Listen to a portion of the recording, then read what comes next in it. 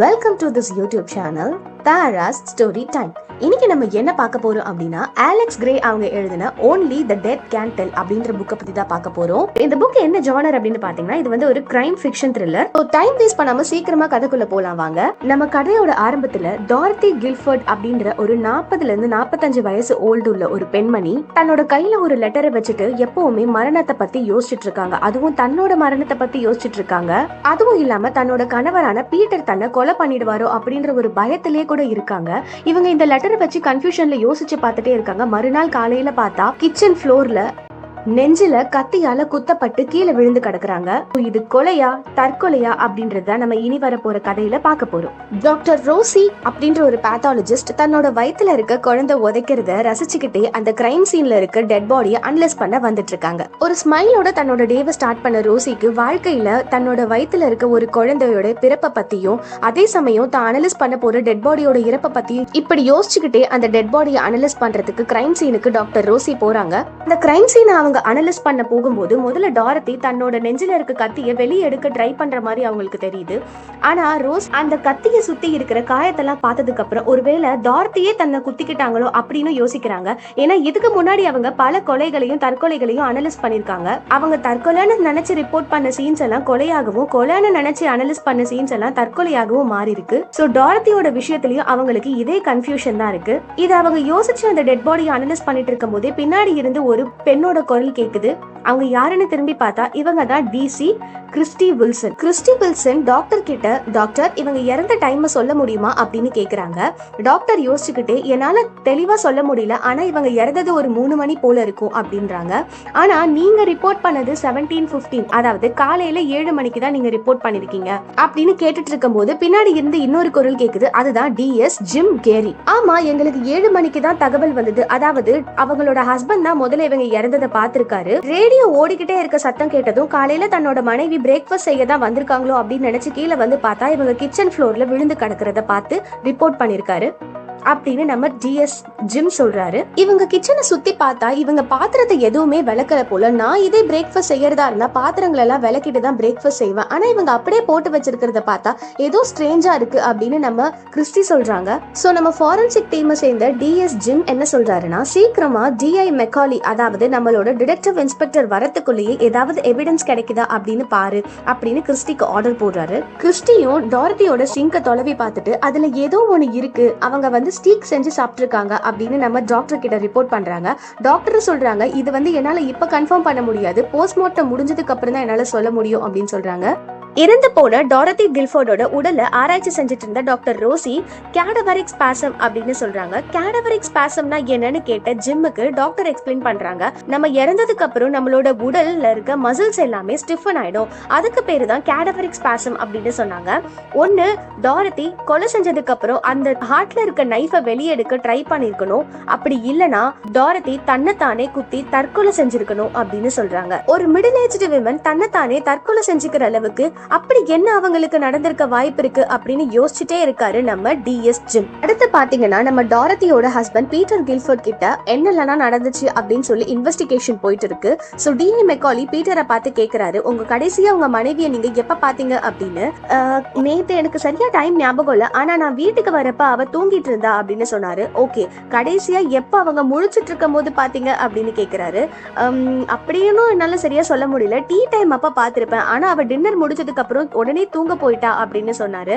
சரி, நீங்க கடைசியா நைட்டு என்ன சாப்பிட்டீங்கன்னு சொல்ல முடியுமான்னு பீட்டரை பார்த்து மெக்காலி கேக்குறாரு. இதை நீங்க சொல்றதுனால எங்களோட இன்வெஸ்டிகேஷனுக்கு கொஞ்சம் ஹெல்ப்ஃபுல்லா இருக்கும்னு சொன்ன உடனே ஸ்டீக் சாப்பிட்டேன், அப்புறம் கொஞ்சம் மைக்ரோவேவ் சிப்ஸ் சாப்பிட்டேன் அப்படின்னு சொல்றாரு. சரி, ஓகே, நீங்க தனியா தான் சாப்பிட்டீங்களா அப்படின்னு கேக்குறாரு. ஆமா, ஏன்னா டாரத்தி வந்து டின்னர் வேண்டான்னு சொல்லிட்டா, சோ உங்க டின்னரை நீங்களே குக் பண்ணிக்கிட்டீங்களா அப்படின்னா, இல்ல டாரத்தி தான் குக் பண்ணா, அவளுக்கு இந்த பழக்கம் எப்பவுமே இருக்கு, அவ ஒரு நல்ல வைஃப், எனக்காக அவ எப்பவுமே குக் பண்ணி வச்சிருவா அப்படின்னு சொல்றாரு.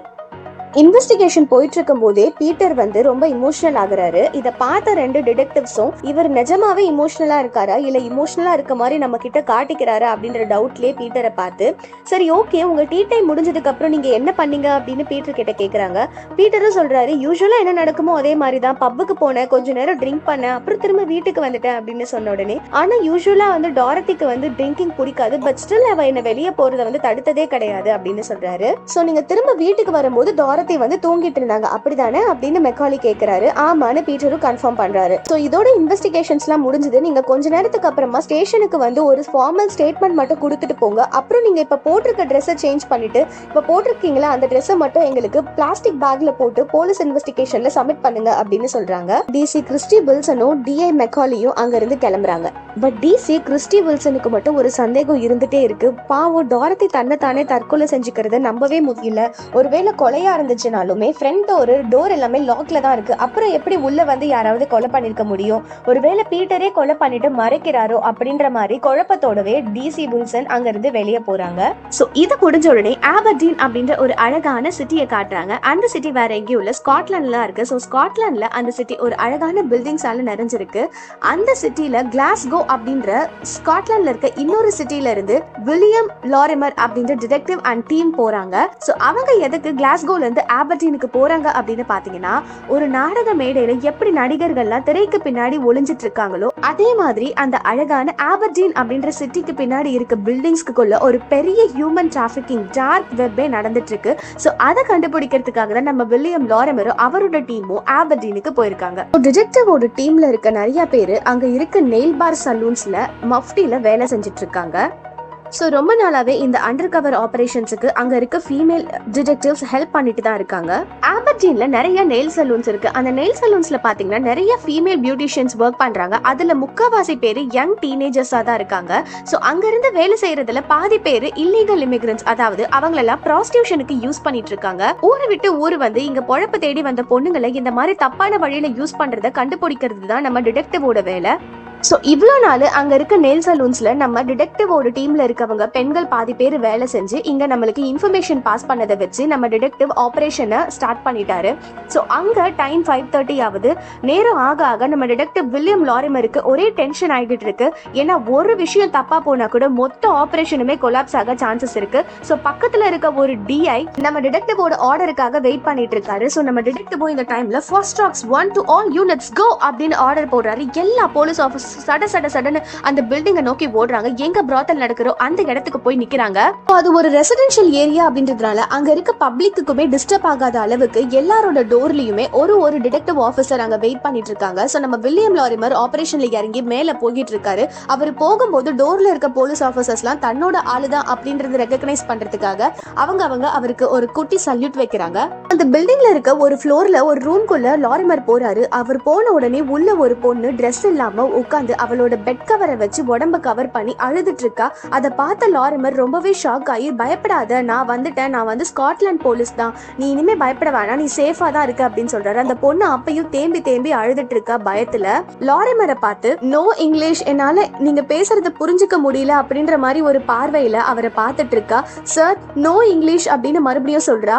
அதை பார்த்த லாரிமர், அட கடவுளே, இந்த பொண்ணு எந்த நாட்டுல இருந்து வந்தான்னு கூட தெரியல, இவளை இப்படி ஆக்கி வச்சிருக்காங்க அப்படின்னு சொல்லி பாவப்பட்டு அங்க சைடுல இருக்க ஒரு ஹேங்கர்ல தொங்கிட்டு இருந்த ட்ரெஸ் எடுத்து முதல்ல இதை போடு அப்படின்னு சொல்லி திரும்பி நிக்கிறாரு.